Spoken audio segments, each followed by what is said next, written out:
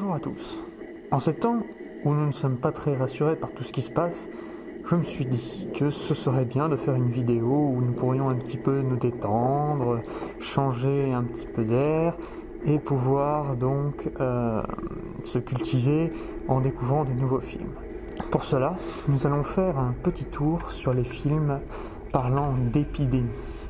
J'ai déjà retiré tous les films où les antagonistes ne sont pas des humains infectés, mais plutôt des parasites, des organismes ou ce genre de choses. Je vais répartir les films comme suit.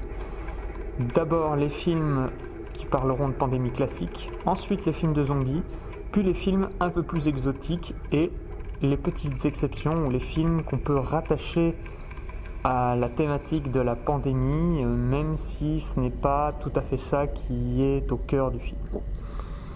C'est parti. Le premier film dont je vais parler, c'est Contact mortel.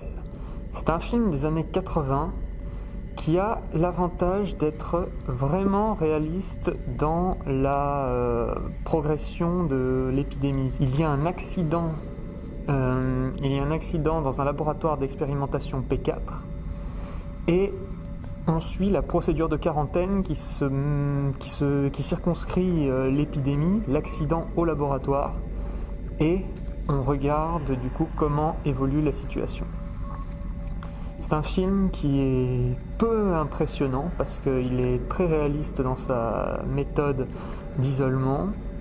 Il suit tout la progression des gens qui sont contaminés, les gens qui ne sont pas contaminés mais toujours enfermés dans le laboratoire.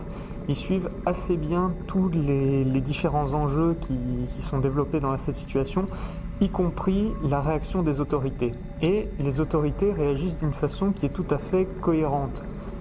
Dans ce film, l'armée ne surréagit pas à l'incident. Elle le traite d'une certaine façon selon un protocole qui est réaliste. Et de ce point de vue-là, c'est clairement bien fait. C'est du bon travail. Donc c'est un film qui vaut le coup pour ça. C'est un film qui pourrait faire croire à un film de zombies mais qui reste plutôt réaliste. Pour son souci très scientifique, très médical du traitement de la crise, pour ceux qui recherchent un film de pandémie peu spectaculaire mais cohérent et réaliste, c'est clairement un film qui a été oublié et qui mérite d'être redécouvert. On va mentionner Contagion de Soderbergh. Alors, Contagion de Soderbergh, c'est un film qui éclate totalement sa narration, qui a beaucoup de personnages principaux et qui en fait va suivre la pandémie à différents stades. Elle suit les scientifiques qui s'intéressent à la pandémie dès ses débuts et qui commencent les recherches. Elle suit des responsables de logistique, des responsables dans l'armée. On suit beaucoup de personnages qui vont tous avoir un rôle à jouer à un moment dans l'épidémie. Dans le résultat, c'est un film qui est assez standard, pas particulièrement marquant, mais qui s'attaque à la chose d'une façon plutôt réaliste. Et comme voilà, le film est réaliste, ça vaut le coup d'y jeter un petit coup d'œil. Il y a un autre cas en fait de film qui est un petit peu similaire, qui est Alerte, le film avec Dustin Hoffman là, des années 90. C'est un film qui fait le postulat d'une épidémie d'Ebola qui se répandrait aux États-Unis et surtout à l'échelle d'une ville, et très vite l'armée circonscrit l'épidémie à une ville précise. Le résultat est en demi-teinte. La partie en ville est plutôt intéressante parce que il y a plein de situations qui sont bien, à savoir voilà, des personnes pas contaminées qui veulent sortir, des personnes qu'on ne sait pas si elles sont contaminées, qui menacent un peu les militaires. Il y a la situation qui se dégrade dans les centres d'accueil désinfectés, ainsi de suite. Il y a beaucoup de petites situations qui sont intéressantes et pendant ce temps on voit tout le calvaire logistique de retrouver le patient zéro pour essayer de pouvoir faire un vaccin. Le problème de ce film, c'est que la logistique prend beaucoup trop de place par rapport au reste de la situation sanitaire. Et surtout, il y a un gros problème à la fin, quand il y a le méchant militaire qui veut faire péter tous ces infectés pour essayer d'éradiquer le virus, et le gentil militaire qui veut attendre qu'on arrive enfin à faire le vaccin alors qu'on y est presque. Il y a un duel de patriotisme à la fin qui est assez malvenu. Et ce duel, bon voilà, il y a Morgan Freeman dans le lot, donc on sait déjà qui est du bon côté, quoi. Enfin, à part ça, c'était un petit film amusant qui a quelques petites pistes intéressantes, mais qui a du mal à aller au bout et qui est, enfin voilà, ça reste très grand public. Dans un registre similaire, nous allons parler de The Crazies. À l'origine, c'est un film de Romero qui est une version grand public, en tout cas neutralisée de ces films de zombies, où un virus militaire transforme les gens en fous dangereux dans une petite ville américaine, là où en fait la toxine s'échappe. Et cette toxine passe par l'eau. C'est ça qui est assez vicieux, parce qu'effectivement, très vite, la plupart des habitants se retrouvent infectés. Et on suit la situation, et ce qui était très bien dans le film de Romero, c'est que la moitié du temps, on le passait avec les militaires et à suivre le bordel logistique de la gestion de cette situation. Avec pas mal d'exactions des militaires, là pour le coup le film est très anti-militaire, mais c'était la partie la plus intéressante du film qui permettait justement un petit peu de se rendre compte de la situation et de voir ce qu'on pouvait éventuellement faire pour la gérer. Et ça, plus, donc il y avait cette partie avec les militaires et la partie classique avec les survivants, où on suivait plusieurs survivants qui n'étaient pas infectés, ou du moins qu'on ne pensait pas infectés. Faut voir après comment ça se passe. Et on les suit, et là ça devient plus classique de leur côté. Voilà, ils essayent d'échapper aux militaires, ils essayent de fuir d'un côté, ils se cachent.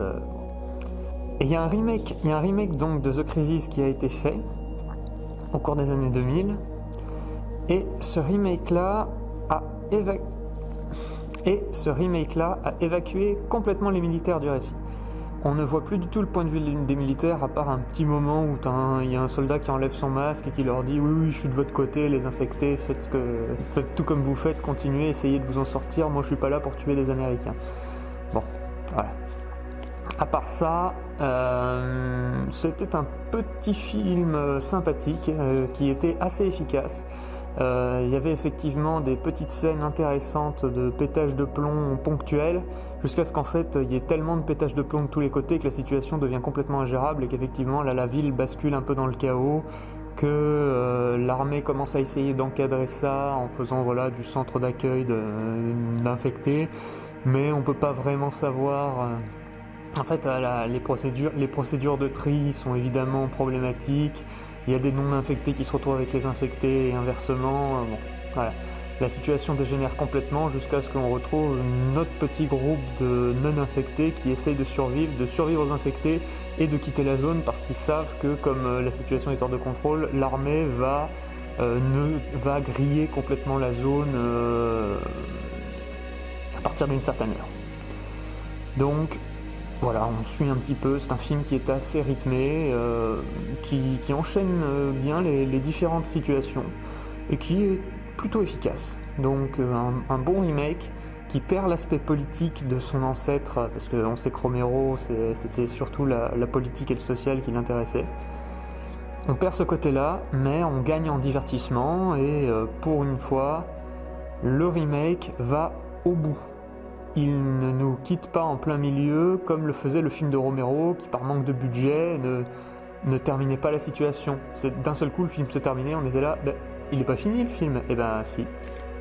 Alors que le remake, lui, va au bout au moins.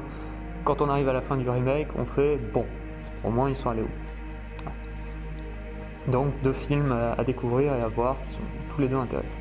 Bon, on va parler du film asiatique Pandémie. C'est un film coréen qui était sorti je crois en 2013 et qui a l'avantage d'être un film qui accumule beaucoup les gros effets spectaculaires. C'est-à-dire que dès le début, on voit qu'il y a des réfugiés, en fait le virus arrive avec des réfugiés qui sont complètement malades. Il y a déjà une quarantaine qui est instaurée dans le port, mais des rats qui ont été en contact avec les cadavres commencent à se répandre et peu à peu la maladie se répand dans toute la ville. Et là, pour le coup, il y a vraiment des milliers et des milliers de morts. C'est un film de contamination classique parce que là, pour le coup, les gens meurent, il n'y a pas d'autres effets secondaires après une grosse fièvre. Et on suit la situation avec les gouvernements. C'est ça qui était intéressant, c'est qu'il y avait une forte pression politique à certains niveaux qui était plutôt bien montrée par le film. On voit des cadavres, des montagnes de cadavres entassés dans des stades pendant qu'on parque les gens dans des quartiers qu'on barricade pour essayer de contrôler les mouvements de foule. Et peu à peu, l'armée enchaîne les étapes et ainsi de suite. C'est un film qui a beaucoup d'effets chocs, mais qui a le principal problème de tous les films coréens. Les personnages sont extrêmement caricaturaux et extrêmement mal écrits. Ils sont d'un manichéisme énorme. C'était vraiment agaçant de voir des personnages qui sont, je vais pas dire très, très mal écrits, mais qui sont si basiques. C'est un des soucis du film. Mais pour le reste, la situation est bien retranscrite. Il y a ce qu'il faut pour le divertissement et du coup, ça c'est plutôt bien développé. C'était un film qui faisait plutôt bien son boulot. Il y a aussi le film Infecté. C'est un espèce de road movie où on suit des survivants dans l'Amérique qui a été décimée un peu par un virus.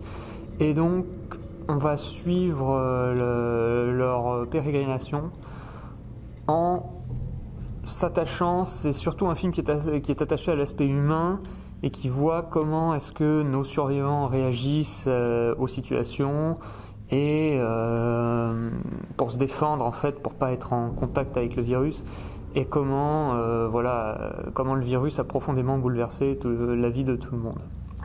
C'est un film qui est très axé donc sur les émotions.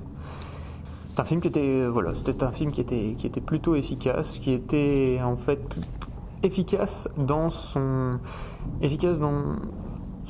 manque de spectaculaire, qui était très vraiment axé sur les acteurs et sur la crise vécue à hauteur de survivants. Donc, petit film intéressant à acheter, à redécouvrir là aussi, puisque c'est un film qui n'a pas été très très connu. Il est sorti directement en DVD. Voilà. Il mérite d'être redécouvert. Maintenant, un film un petit peu plus exotique, puisque c'est presque pas un film d'épidémie, mais il y a une épidémie qui sert de contexte à l'histoire, c'est Le Masque de la Mort Rouge. C'est un film qui se passe à une époque pas très précise, mais bon, Renaissance, ce genre de choses, où un seigneur tyrannique constate que le village sur lequel il règne est en train d'être décimé par une épidémie.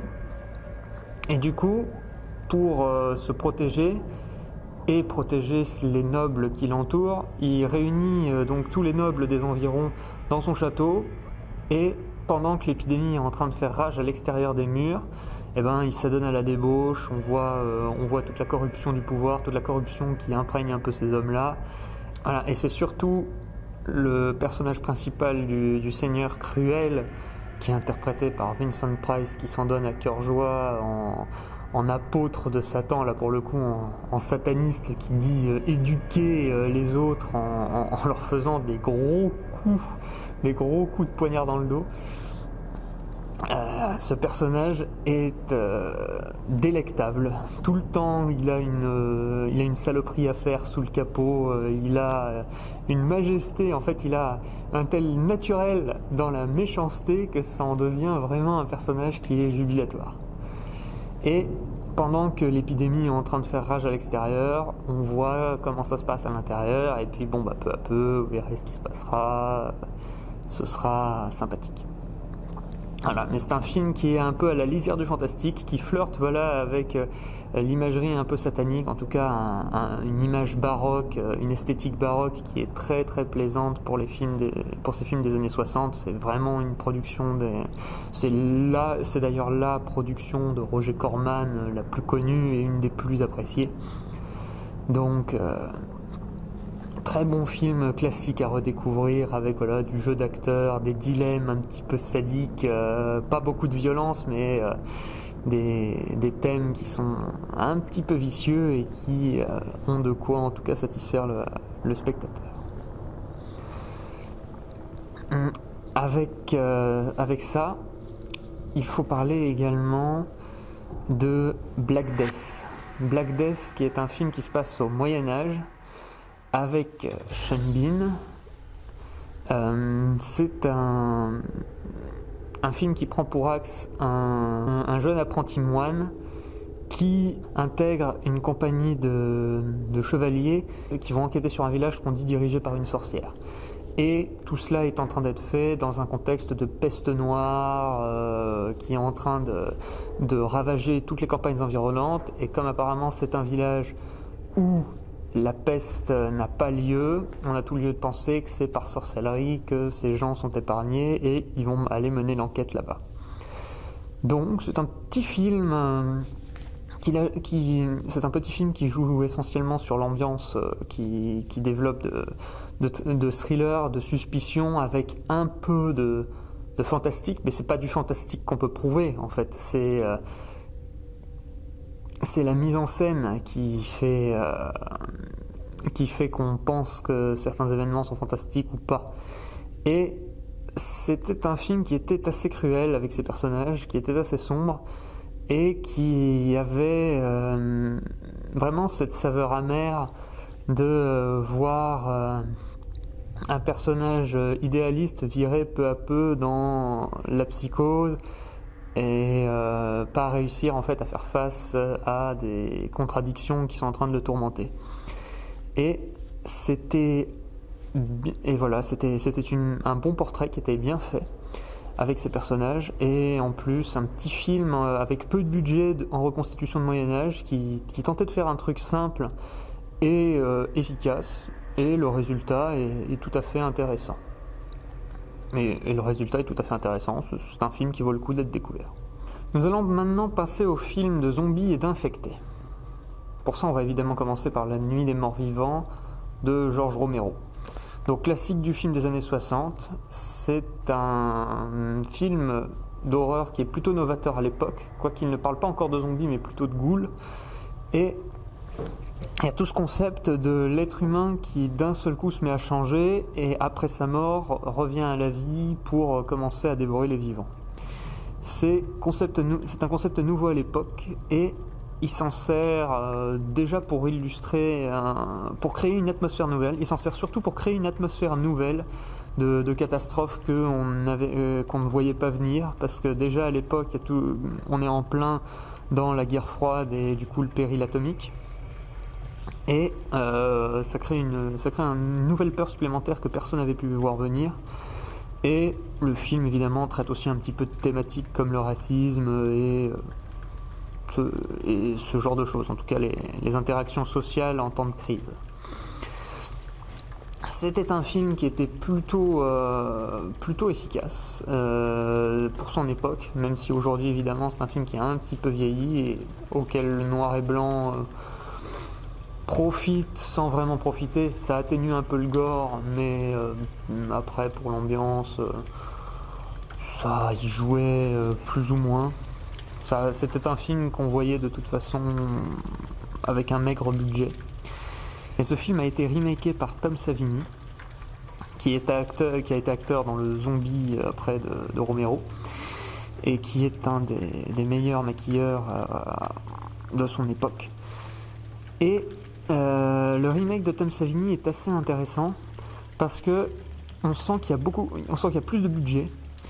Et du coup, les maquillages sont bien mieux faits, il y a beaucoup plus de détails qu'on apprécie. En fait, les personnifications des zombies sont beaucoup plus détaillées, beaucoup plus développées dans ce remake.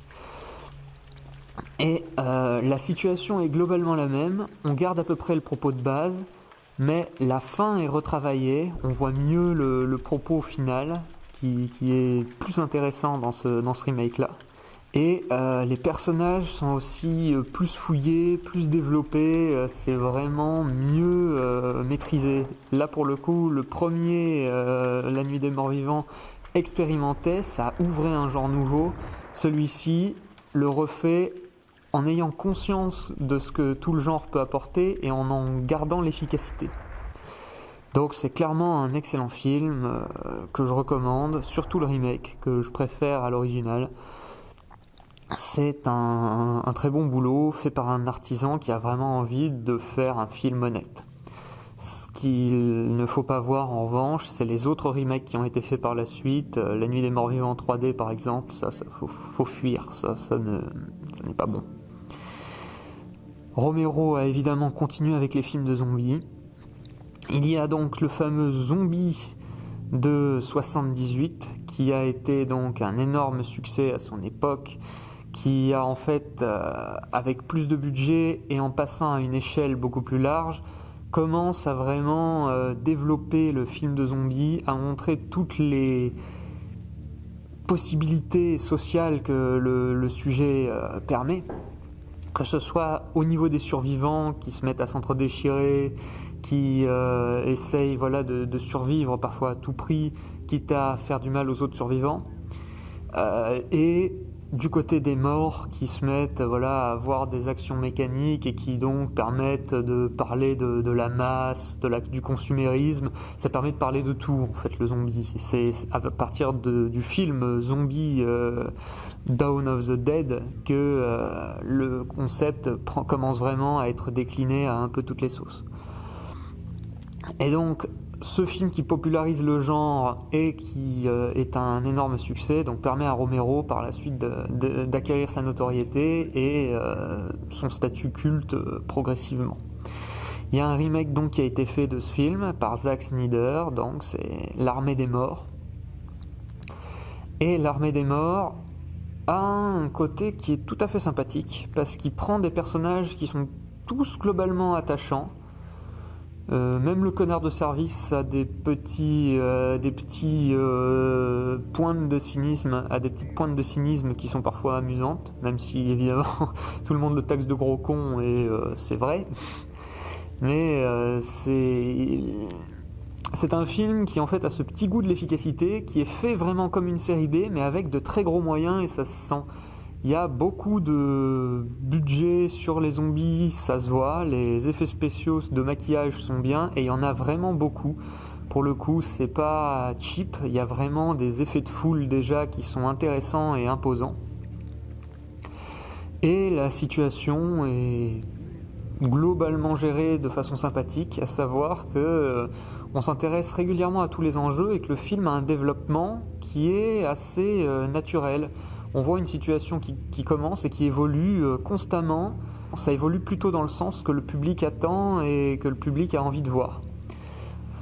D'abord virer les gardes qui commencent à avoir une autorité abusive, mettre le pouvoir entre les mains des gens qui ont l'air vraiment de s'en tirer, commencer à s'inquiéter du sort des survivants qui sont autour et surtout se mettre dans un centre commercial. Et là pour le coup, s'il y avait un petit peu cette joie de la profusion chez Romero, on la sent encore plus ici. Et c'était vraiment bien de le développer comme ça, et il y a vraiment beaucoup de rythme sur la fin. C'est un film qui a vraiment un gros final, et c'était clairement un divertissement qui était efficace, concis et efficace. On va parler aussi du Jour des Morts Vivants, qui était le dernier opus de la trilogie des Morts Vivants de Romero.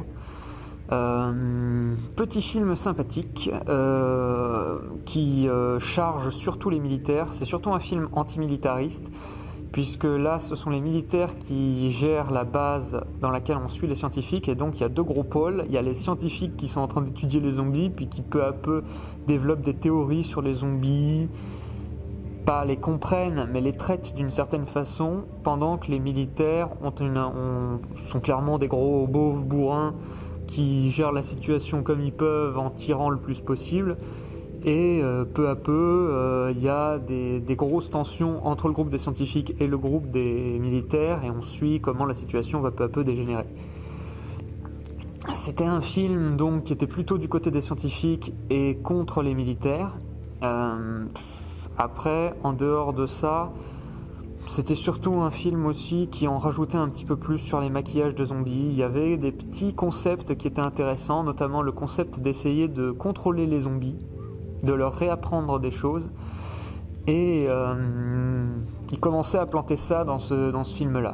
Mais en dehors de ça, c'est vrai que c'est une petite série B, c'est le film un petit peu mineur de la trilogie qui a des côtés sympathiques, notamment à la fin, où on est clairement du côté des zombies. Mais en dehors de ça, c'est vrai que c'était pas un film qui était particulièrement marquant. Et ce film a été pas vraiment remaké, mais on reconnaît beaucoup trop certains plans du Jour des Morts Vivants de Romero. C'est Day of the Dead Bloodline, qui a été fait récemment, mais c'était un film pas particulièrement intéressant. C'était un film extrêmement cliché. On voyait que le film était fauché, et il n'y a pas de grand intérêt. Ils essayaient de reprendre cette thématique du zombie qui a encore des émotions et qui devient en fait un personnage important du film. Mais bon, même si je choisissais là justement de prendre pour personnage central un type qui avait un petit passif de harceleur, potentiellement violeur, et de remettre un peu ces émotions-là à ce personnage une fois zombifié, c'était intéressant, mais le résultat est vraiment pas terrible. Donc film à éviter, il faut se contenter éventuellement du Romero si on aime bien les films bis zombies.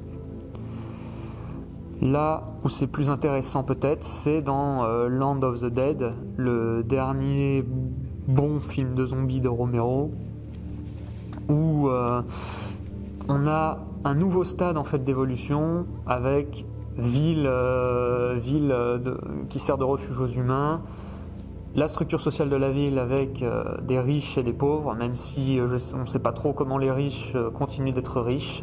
je sais pas trop comment ça marche, parce qu'il n'y a pas vraiment d'industrie, il y a des tas de petits groupes, en fait, il y a des tas de petites activités, il y a aussi des jeux, il y a tout un tas de trucs, mais bon, la structure sociale est un peu bancale, et le fonctionnement de la ville est aussi un petit peu bancal. En fait, les villes survivent en pillant les alentours, etc. Mais on sent que ce film n'est pas vraiment fait pour être complètement cohérent dans son univers, mais qu'il est fait pour être une représentation, un symbole de la société américaine. Il y a des symboles clairs qui parlent de l'Irak, du Mexique. Il y a des moments, quand il y a des ex-employés qui se rebellent et qui disent qu'ils lancent un djihad sur la ville, c'est clair, c'est plutôt clair. Quand on voit comment utiliser l'essence et le pétrole dans ce film, c'est clair aussi qu'il y a des symboles là aussi. Bon, c'est Romero qui fait une dernière fois un film politique zombie, avec encore des symboles qui sont plutôt bien trouvés et un budget qui fonctionne, avec un côté un peu cool. Une société qui se veut un peu cool quand même dans son approche, mais qui développe quelques petits messages et qui fait du divertissement intéressant. Donc dernier film de Romero à voir, parce qu'il en a fait d'autres après. Il a fait Diary of the Dead, qui est un espèce de found footage zombie qui dit la même chose que ses films précédents, sauf que c'est un found footage. Voilà. Il avait essayé de trouver un nouveau public et ça n'a pas très bien marché. Puis il a fait Survival of the Dead, et là il n'y a plus de budget, il n'y a plus rien. c'était pas terrible. Il essayait de faire un espèce de western avec des zombies, mais c'était pas une très bonne idée. Ça n'a pas très bien fonctionné. Voilà. Pour les autres bons films de zombies, on va parler de World War Z. Je sais que ça va faire polémique. World War Z a été un peu détruit parce que les zombies ne sont pas gore et qui sont très souvent numériques. Ils ont été dopés par le numérique pour avoir ces espèces d'effets de masse, d'effets de foule, où les acteurs n'ont pas l'air de se retenir et qu'il y avait des plans qui étaient assez impressionnants de ce point de vue-là. Ça a été démoli parce que les gens n'ont pas apprécié ces effets spéciaux, de la façon dont ces effets spéciaux ont été faits. Et aussi pour le dernier tiers du film qui se passe dans un laboratoire et qui perd le rythme. Apparemment c'était un choix volontaire. Au début la fin de World War Z devait être beaucoup plus rythmée. Il devait y avoir toute une zone de combat en Russie contre des zombies, mais ils l'ont pas tourné parce qu'ils pensaient justement qu'il y avait trop de rythme. Et ils ont un petit peu sabordé la fin du film en revenant à une échelle beaucoup moins spectaculaire. Ce qui a donné un peu ce final avec les zombies qui clac, clac, clac, clac, voilà. Mais bon, encore une fois, ces zombies-là sont un petit peu ridicules, mais bon. Puis il y a tout le reste, et puis bon, voilà, quand on voit la séquence d'action à Jérusalem, c'était génial. Donc, film avec une approche qui est plus globale de l'épidémie de zombies, avec des mouvements de foule très impressionnants, quelques séquences qui étaient assez rythmées question action, et au final un film qui était entre le film d'action et le film d'infecté, avec des enjeux politiques, avec des enjeux sociaux, et c'était bien fait. Il y avait un bon dosage du rythme, c'était clairement divertissant, et il y avait des séquences qui étaient intéressantes. Donc franchement, c'est un bon film et je vois pas vraiment pourquoi est-ce que les gens ne l'ont pas apprécié. Ils ont critiqué un peu le jeu de Brad Pitt qui était un peu mou. Oui, il est un petit peu mou. Ça n'enlève rien aux enjeux qui l'entourent. C'est juste un pion au milieu de tout un truc qui est en train de bouger. Et il y a tellement de choses à apprécier que ça passait quand même bien. Oui, il y avait des petits moments où on sent que le film s'est un petit peu emmêlé les pinceaux. La théorie du 10e homme en Israël, d'où ça sort. Mais à partir de là, mais c'est toujours assez ponctuel. Mais voilà, les problèmes de World War Z sont toujours assez ponctuels. Franchement, calmez-vous sur Pepsi. C'est ponctuel, ça. Tous les films en font des tas. Là, il l'a fait aussi, et vous avez bugué sur lui, je comprends pas pourquoi. Et les gens ont bugué sur ça, sur Pepsi, je ne comprends pas. Oui, ok, on peut s'en marrer, ça devient une private joke, mais c'est pas non plus, c'est pas pour ça qu'on démolit un film. Et le film que je vais plus critiquer justement, c'est Le Dernier Train pour Busan, qui est donc un remake asiatique de World War Z, un peu, même s'il n'a pas l'approche mondiale. Les zombies bougent de la même façon, un petit peu, bougent dans cette optique-là. En groupe, avec des effets d'accumulation, des effets où ils se montent dessus, etc. Donc les deux films semblaient un petit peu liés. Le Dernier Train pour Busan a représenté les zombies de la façon dont les gens les attendaient, à savoir un peu de gore, des acteurs qui font des trucs, et là ils ont fait des espèces d'accélérés pour que les zombies aient une démarche un peu étrange. Plus ces effets d'accumulation de corps, etc. Ça c'était bien fait, j'ai pas de critiques à faire sur les zombies. Là où j'ai des critiques à faire, c'est sur le fond du Dernier Train pour Busan, qui est un recueil anticapitalistes basique, mais vraiment basique, où les arguments, c'est prendre le gros capitaliste en cravate et lui mettre tous les pires clichés du méchant, les rassembler dans lui et dire « Ah, vous voyez, c'est la critique du capitalisme. » C'est con. C'est d'une naïveté, c'est d'un manichéisme, c'est tellement niais, c'est tellement naïf ce film en termes de message que ça en devient presque insultant. La fin où on a d'un seul coup ces images blanches là pendant que le mec est en train de se transformer, qui rappelle presque The Tree of Life, mais The Tree of Life dans un film de zombies, mais ça n'a aucun rapport, quoi. On est en rupture de ton totale et ça ne fonctionne pas. Ça ne fonctionne pas. Là, pour le coup, je me marrais vraiment, beaucoup plus que dans la fin de World War Z. Et j'ai l'impression que comme c'est un film asiatique, les gens ont du mal à critiquer les films asiatiques. Mais là, avec Peninsula, ça commence à arriver. Enfin, parce que les Asiatiques commencent à nous envoyer vraiment tous leurs films et faut pas croire, hein, quand comme le cinéma est une entreprise commerciale, il y a beaucoup de films qui ne cherchent qu'à ramasser du pognon et qui ne sont pas particulièrement bons ou bien faits ou faits voilà, pour donner un message en tant qu'œuvre. Donc, voilà, on commence un petit peu à s'en rendre compte, c'est bien. Donc, voyez World War Z et ne voyez pas le dernier train pour Busan. Nous allons parler également de la saga 28 jours plus tard et 28 semaines plus tard.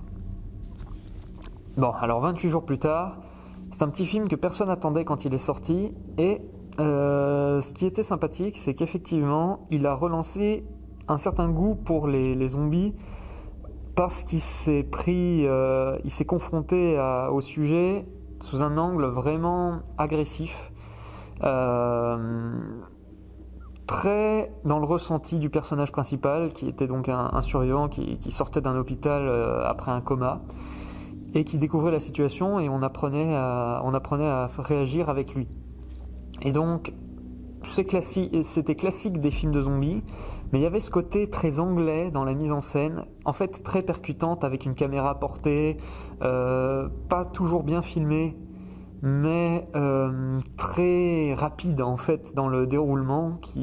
C'était un cinéma qui était assez vivant de ce point de vue-là, qui était aussi proche des personnages. On a cette façon qu'il avait de mal les cadrer tout en étant assez proche, de capter des petites émotions. C'était assez bien fait. Et il y avait voilà différentes séquences qui étaient bien, en fait qui immergeait bien le spectateur, comme voilà la séquence où il dévalise le supermarché, la séquence du tunnel où c'était vraiment très claustro. Il y avait plusieurs séquences jusqu'à la fin, jusqu'au final, il y avait plusieurs séquences qui étaient assez immersives pour le spectateur. Bon, là aussi c'est un film qui est très anti-armée. Qui tape sur les militaires en tant qu'autorité qui devient régulièrement abusive, enfin toujours abusive avec les survivants et qui donc sont aussi dangereux et sont condamnés à mort à la fin du film. Voilà. Donc bon, c'est un film qui dit salaud de militaire, voilà. Bon, c'est agaçant. Cette morale commence à devenir un petit peu agaçante dans les films de zombies. Puisque bon, les militaires font quand même un certain boulot pour défendre la population. La suite, 28 semaines plus tard, va un peu améliorer ça. 28 jours plus tard se termine avec un petit peu d'espoir. C'était vraiment des parcours d'individus, et donc, comme c'était des parcours d'individus, ça parlait aux individus que nous sommes dans la masse. 28 semaines plus tard, à une échelle plus large, beaucoup plus intéressante, parce que c'est déjà vraiment une opération voilà, de recolonisation d'un territoire qui a été repris donc aux infectés. Et on suit ça au niveau individuel avec voilà, les différents personnages importants du film. On suit ça au niveau des militaires via un sniper, mais en fait le sniper interagit avec d'autres et donc on voit un petit peu comment ça fonctionne. On suit aussi l'organisation du camp avec le général. Et il y a beaucoup en fait d'échelles sans qu'on soit perdu entre les différents personnages importants, parce qu'on voit régulièrement justement voilà ceux qui dirigent et chacun à sa place et à sa fonction. Et là, c'est ça qui était bien dans 28 semaines plus tard, c'est que on cerne la procédure et donc les militaires agissent bien tant que tout se passe bien, et peu à peu, plus la situation s'aggrave, plus il y a des étapes qui sont franchies dans le traitement des personnes à risque et des infectés. Et donc, on franchissait peu à peu les étapes, Il y avait de très grosses scènes d'action, voilà, avec vraiment des trucs assez ambitieux, comme voilà la carbonisation d'un quartier entier au napalm, voilà l'usage de gaz chimiques, des lance-flammes. Il y avait tout un imaginaire du mec en combinaison et de tout ce qui est et de tout ce qui est anxiogène dans une situation de pandémie qui était vraiment bien dans 28 semaines plus tard et qui se développe peu à peu. Avec des séquences qui étaient là aussi très impressionnantes. Celle de l'hélico par exemple, elle marque par exemple, c'était une séquence qui marquait bien. Donc un divertissement qui était assez violent, mais proche de ses personnages, avec des émotions, et qui avait clairement une certaine efficacité dans la mise en scène de ces événements d'ampleur. Il y avait une vraie ampleur dans 28 semaines plus tard. Donc de mon point de vue c'est le meilleur de la saga, jetez-y un coup d'œil, mais les deux valent le coup, c'est une saga qui a plutôt bonne qualité et qui est plutôt appréciée dans l'ensemble. Il y a aussi le petit film Pandémique.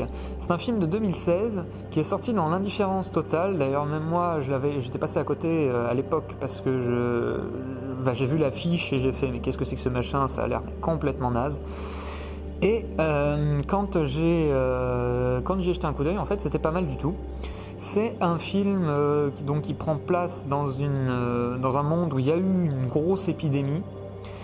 Et où on suit une docteure qui est en train d'être formée pour pouvoir intégrer des militaires qui font des sorties en fait en dehors des bases militaires pour essayer d'aller recueillir des survivants au milieu de la masse de gens qui ont survécu, mais voilà, certains sont infectés, certains survivent un peu tant bien que mal, il y a la jungle et il y a des camps militaires qui tiennent à peu près les choses où la situation est à peu près contrôlée. Et donc on apprend à comprendre comment fonctionne le virus, qui ressemble au fonctionnement de 28 jours plus tard. On apprend un petit peu, voilà, on voit comment ça se passe, et c'est un film qui est partagé entre l'action et le film d'infecté, avec les gimmicks classiques du film d'infecté. Alors c'est un film qui est finalement plutôt efficace. En fait, c'est les scènes d'action qui dopent un peu l'efficacité du film. Ce sont des scènes d'action qui sont faites en vue subjective,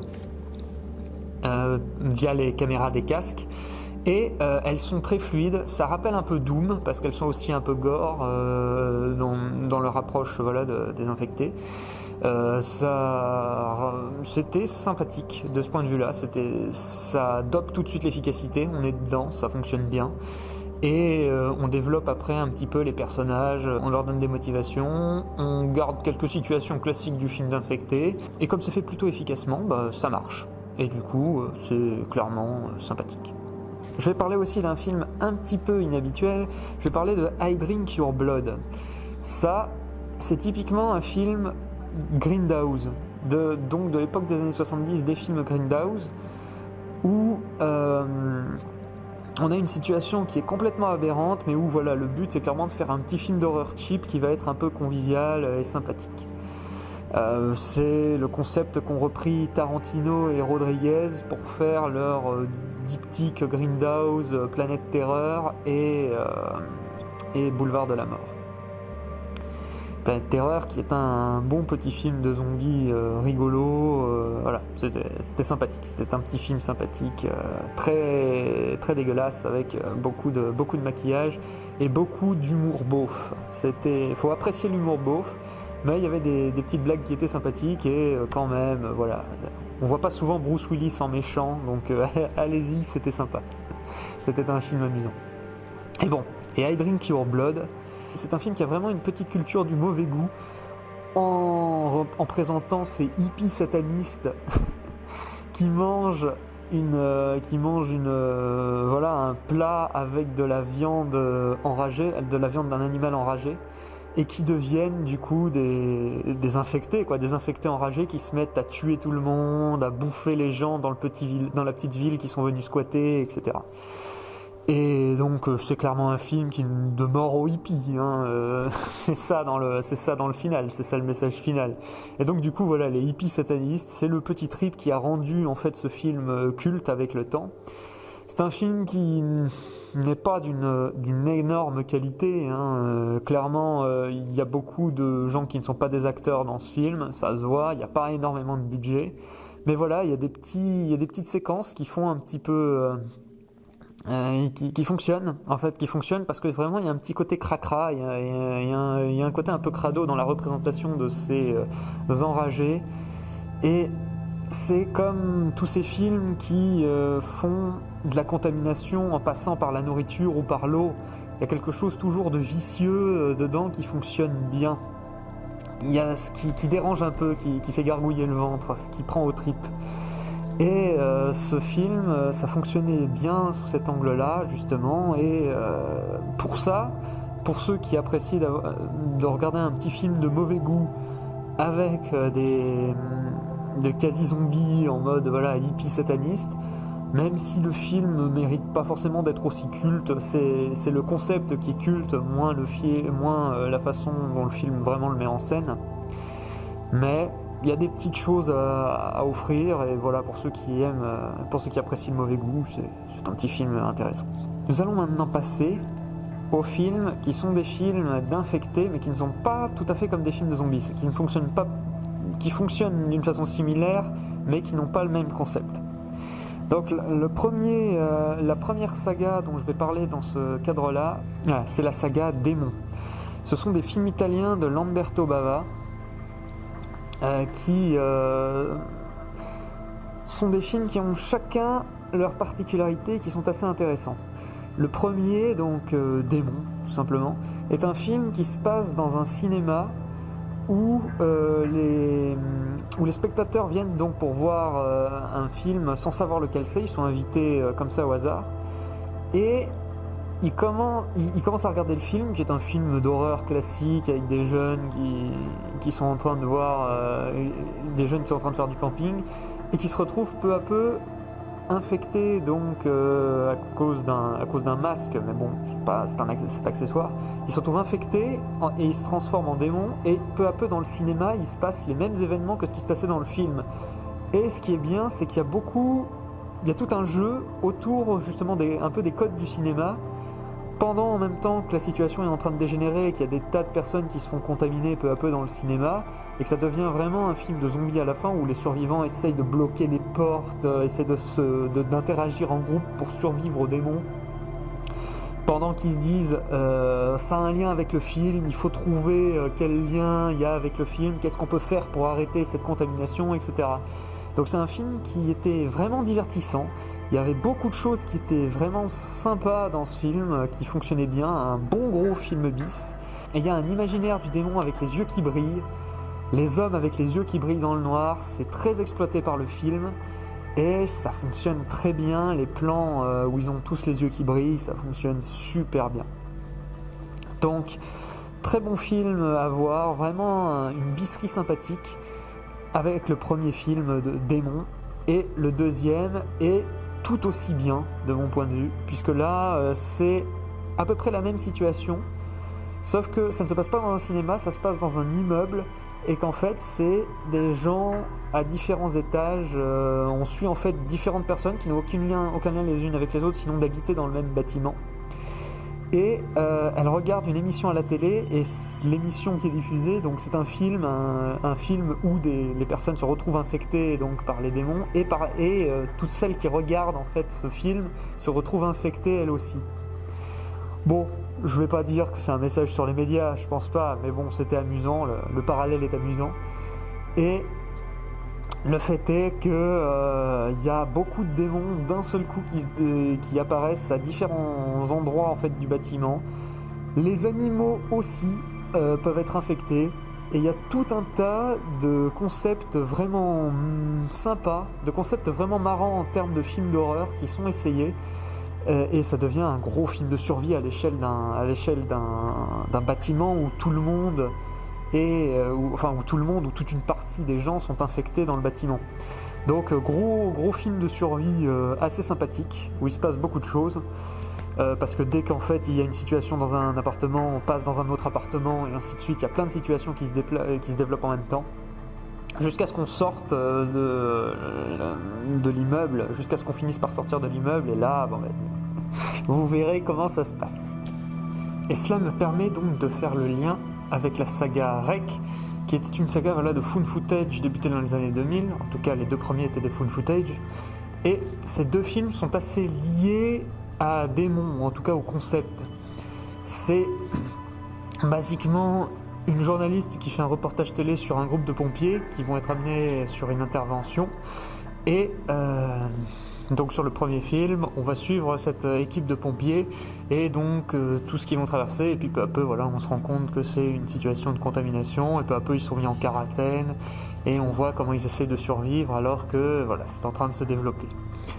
Ce qui est intéressant, c'est que le premier film est un film qui s'axe beaucoup sur la situation donc d'être bloqué avec des contaminés dans un immeuble, donc ça ressemble un peu à Démon 2.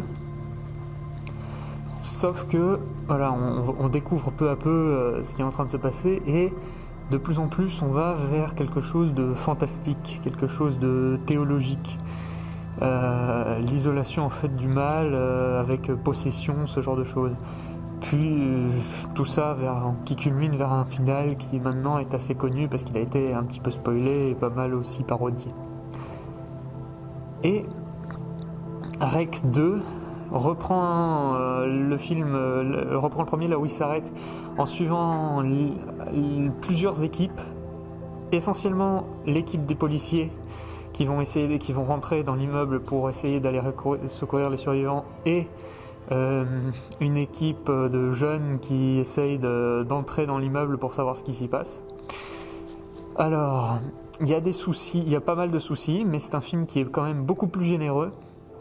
Et le final de REC 2 est plus intéressant que le premier parce qu'il y a un petit jeu sur les ténèbres, sur le fait de changer de lieu, en fait, en switchant entre la caméra normale et de la lumière et la caméra de nuit, qui était utilisée aussi à la fin de REC 1, qui permet de voir les acteurs qui évoluent dans un autre lieu. Et c'est vrai que ça, c'était assez intéressant.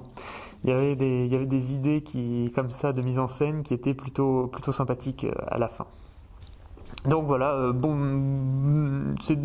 REC 2 est, je pense, le meilleur de la saga. REC 3 était assez pourri, c'était un mariage qui partait un peu en vrille avec la moitié des gens qui commençaient à être contaminés. Seulement c'était un film très ennuyeux en attendant que la contamination arrive, puis pas particulièrement intéressant quand la contamination était là. Et REC 4 qui a été une des pires déceptions que j'ai pu avoir dans ma vie de cinéphile. Ça a été affreux. Ça a été affreux parce que je l'ai vu au cinéma. Je m'attendais à un film de Rome Balaguerro, qui est un très bon réalisateur. Il nous a fait des pépites comme Malveillance, comme Darkness, des films excellents. Et il nous a fait aussi REC 4 et REC 4. Ça manque de budget, le scénario est abominablement mal écrit, les personnages sont insupportables, ça fait même pas peur, et c'est long, qu'est-ce que c'est long? Ah là là, c'était pas possible, ça n'en finissait plus, c'est d'une mocheté pas possible, c'est censé se passer dans un paquebot, mais c'est laid, c'était nul, c'était abominablement nul. Pour le coup, je ne le recommande pas, REC 3 et REC 4, laissez tomber. Il y a aussi un petit film qui s'appelle Shivers de David Cronenberg. C'est un film des années 70. Ça traite en fait d'une épidémie qui peu à peu se répand dans un immeuble, là aussi. Ça se répandait dans toute une communauté avec des gens infectés. Et sous forme, c'est un organisme qui se présente un peu comme une espèce de grosse limace qui infecte les gens. Et ce qui était bien, c'est que c'était une limace qui passait essentiellement par les muqueuses. Et que peu à peu, plus le film se développe, plus on se rend compte qu'en fait cette maladie est une métaphore du sida. Et c'est un film bis de contamination avec une espèce de petite créature bizarre, mais qui passe essentiellement par des baisers, par des contacts sexuels, par tout ce qui a trait en fait aux organes, aux organes et un peu au sexe. Et du coup il y avait ça donnait une espèce d'ambiance étrange à ce film, très Cronenberg en fait, parce que tout ce qui tourne un peu autour de la chair, il a développé cette esthétique et ces thématiques. Et c'était un film qui au final était intéressant à voir pour justement cet aspect-là et cette épidémie qui peu à peu se répandait partout, et qui devenait clairement une métaphore du grand mal de l'époque, puisque c'était l'époque aussi où on était en train de découvrir le sida. Bon, je vais parler aussi du film Infection.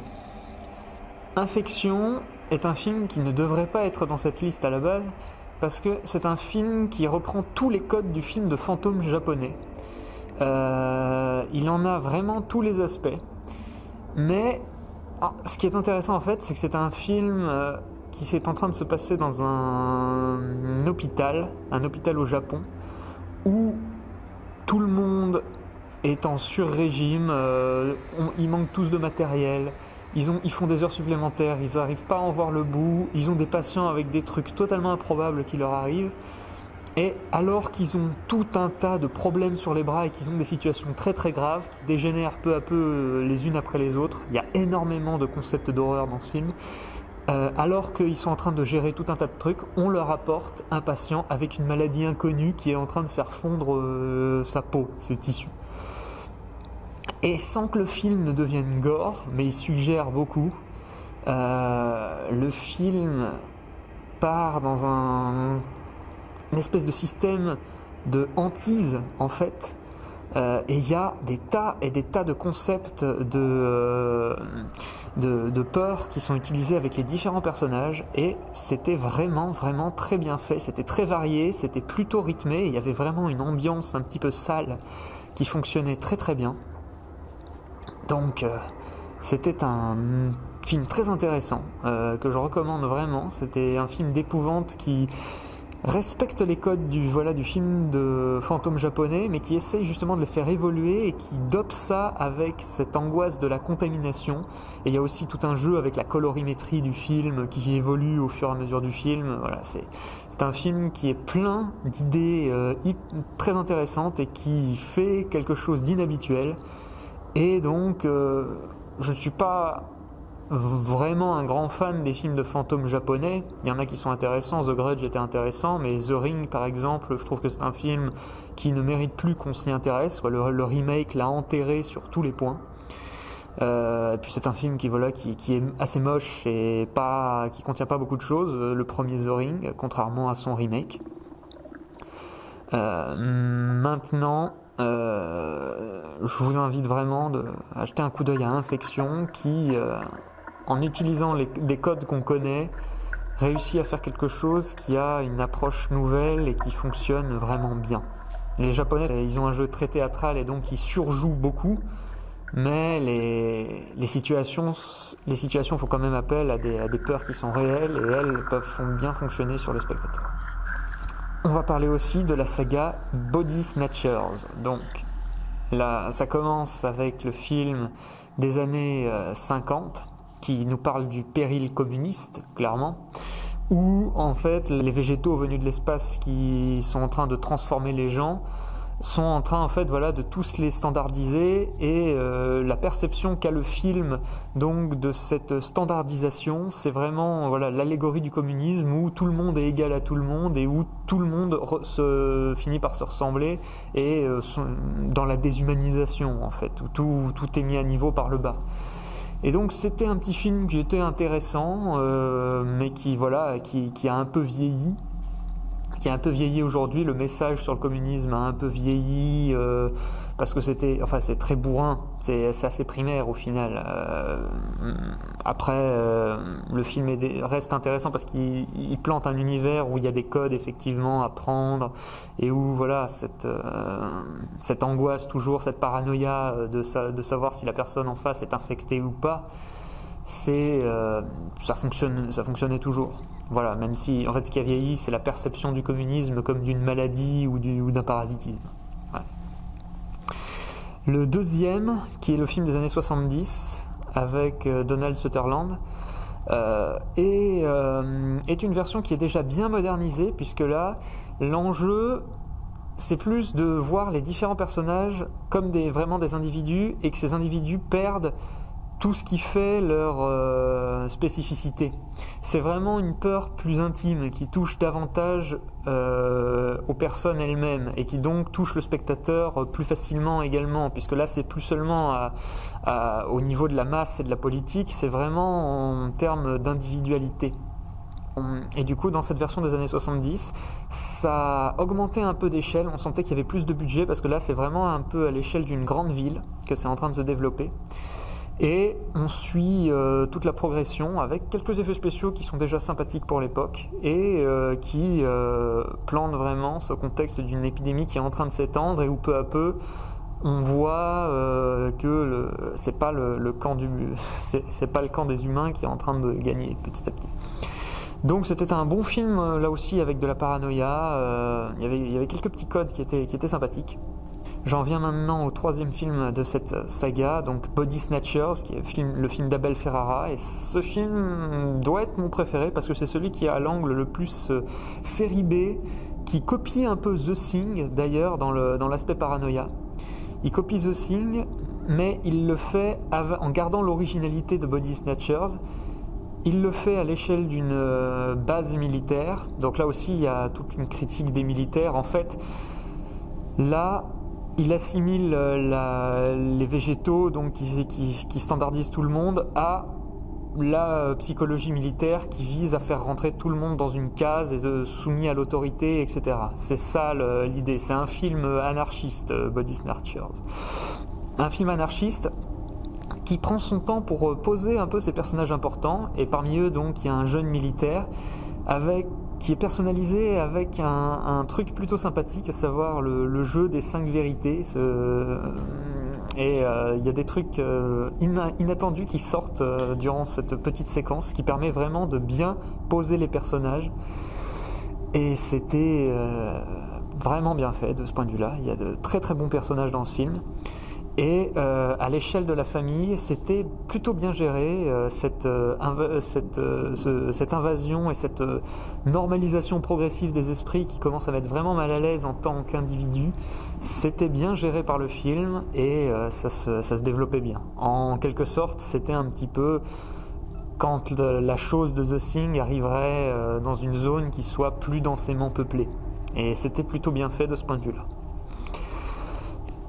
Il y a aussi un quatrième film, The Invasion, avec Nicole Kidman et Daniel Craig. Alors c'est un film qui a été pas mal critiqué, je crois même d'ailleurs que c'est celui qui est le moins apprécié de la saga avec le premier. Je l'ai revu pour faire cette critique et c'est moins mauvais que ce que j'en pensais quand je l'ai découvert à l'époque, justement dans les années 2000. C'est beaucoup plus froid, il y a quasiment pas d'effets spéciaux, c'est ça aussi qui je pense a posé un petit peu problème, c'est qu'on était habitué justement aux effets des plantes qui vraiment, il y a un moment, il faut qu'il y ait 2 corps avec des racines, faut qu'il y ait ça dans Body Snatchers et là il n'y a pas ça. Ils sont en train de traiter l'invasion comme un virus, ça ressemble d'ailleurs pas mal justement à des situations du coronavirus, puisqu'ils parlent de la grippe, etc. Et c'était juste un virus en fait, et donc il n'y a rien de visible. Et il montrait juste des infections, une capacité des personnes infectées à infecter les autres. Mais en dehors de ça, ça allait pas vraiment plus loin. Voilà, c'était pas très démonstratif. Et donc du coup, c'était un film qui paraissait un petit peu ennuyeux, il perdait l'aspect un peu bis. Mais pourtant, il développe son histoire avec un certain rythme. Le fait est qu'il ne renouvelle pas beaucoup son sujet. En fait, à part le moderniser dans notre époque moderne et utiliser des termes modernes et une approche qui est un petit peu moderne, tout simplement, voilà, avec quelques termes scientifiques et respecter à peu près une chronologie des faits avec les scientifiques qui serait cohérente. À part ça, il n'y a pas particulièrement de nouveauté dans ce film. C'est ce qui fait que ce film s'est fait un petit peu oublier.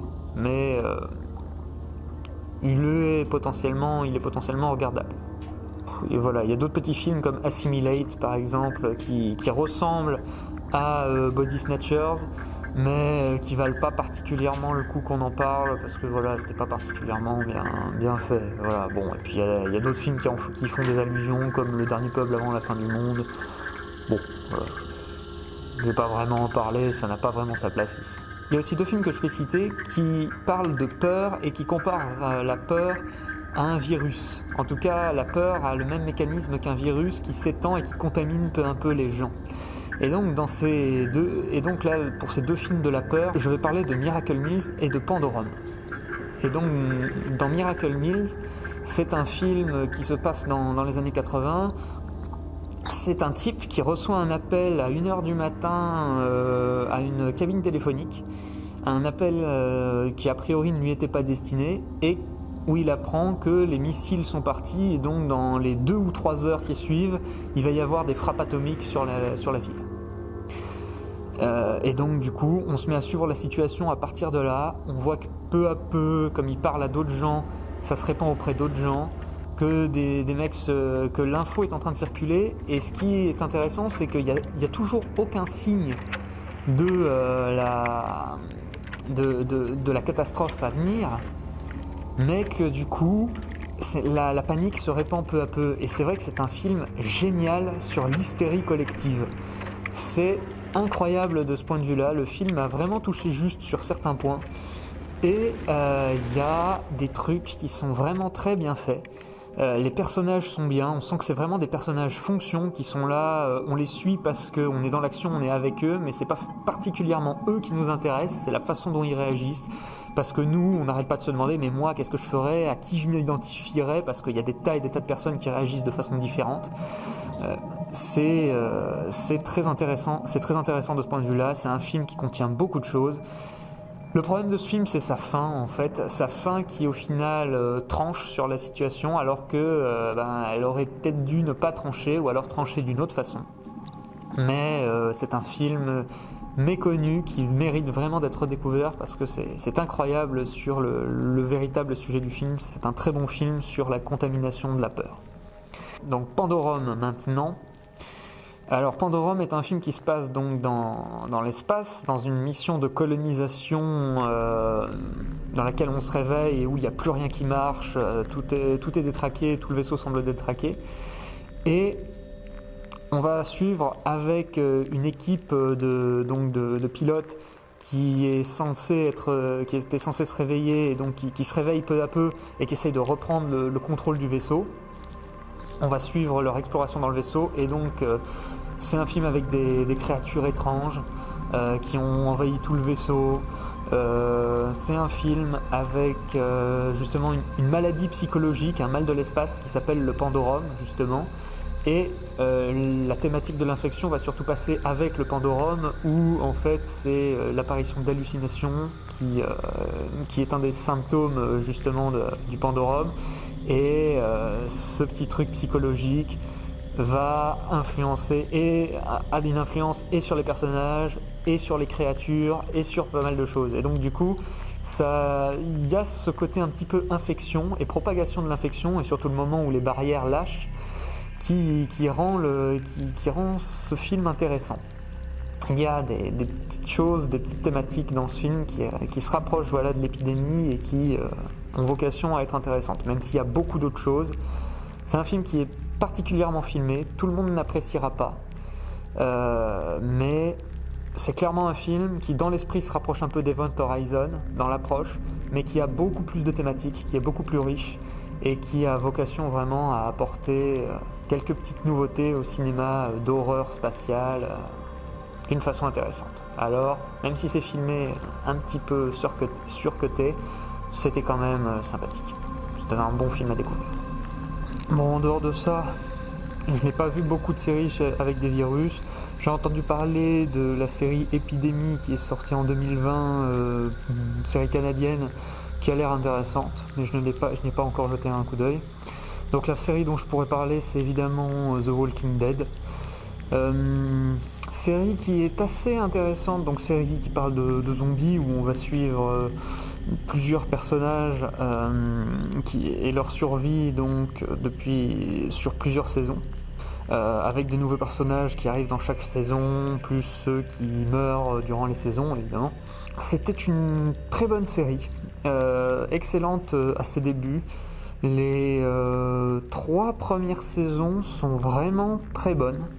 Et il y avait surtout de grosses évolutions de personnages et des thématiques qui étaient vraiment très intéressantes et très bien développées. Je me rappelle, voilà, la saison 2, il y avait presque une nouvelle thématique énorme à chaque épisode. Genre, est-ce qu'on va mettre à mort quelqu'un qui est vivant mais qui risque d'alerter des gens qui ne sont pas bien intentionnés? Qu'est-ce qu'on fait avec les zombies? Parce qu'il y a des gens qui pensent à ce moment-là que les zombies ne sont pas complètement morts, qu'ils sont juste malades et qu'on peut encore faire quelque chose. C'est tout un tas de dilemmes moraux qui étaient hyper intéressants avec les personnages.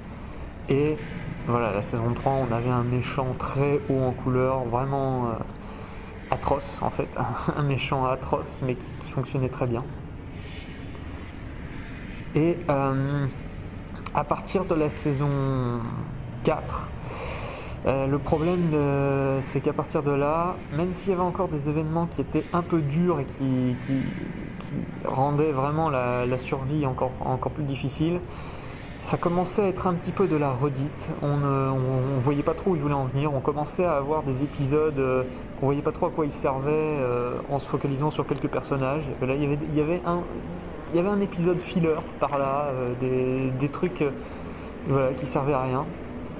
Et mais enfin, ça allait encore saison 4 jusqu'à la saison 5 où à la saison 5 on a voilà, quelques nouvelles idées qui sont sympathiques. Et à partir de la saison 5, quand il commence à arriver à Alexandria et qu'il commence à y avoir voilà, cette idée de grosse communauté qui commence vraiment à essayer de faire repartir la vie et à en fait refaire repartir la société, c'était là en fait que la série aurait dû se terminer.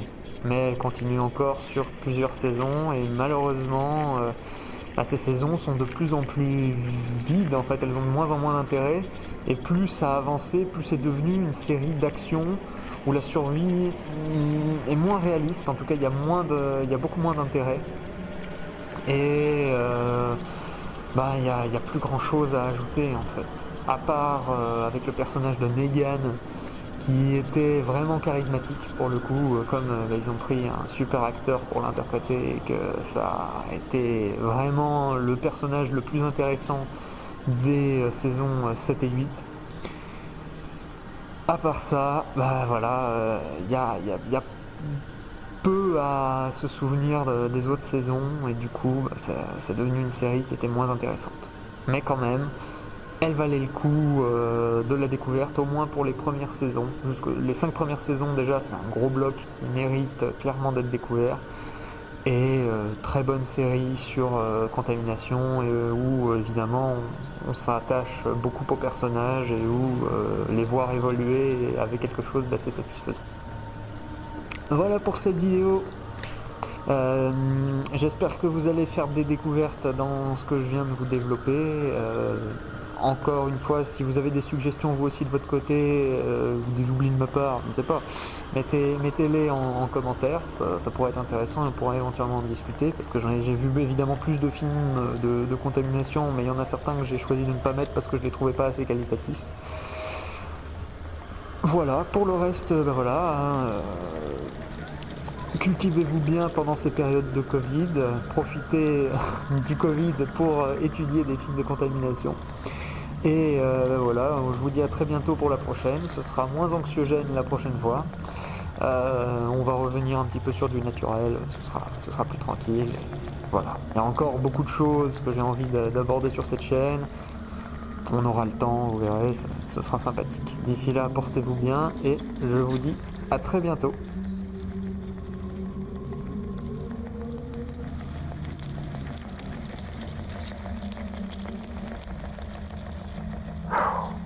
Je ne sais pas ce que j'ai, mais depuis cette piqûre de vaccin de Pfizer Biotech, je me sens un peu irrité.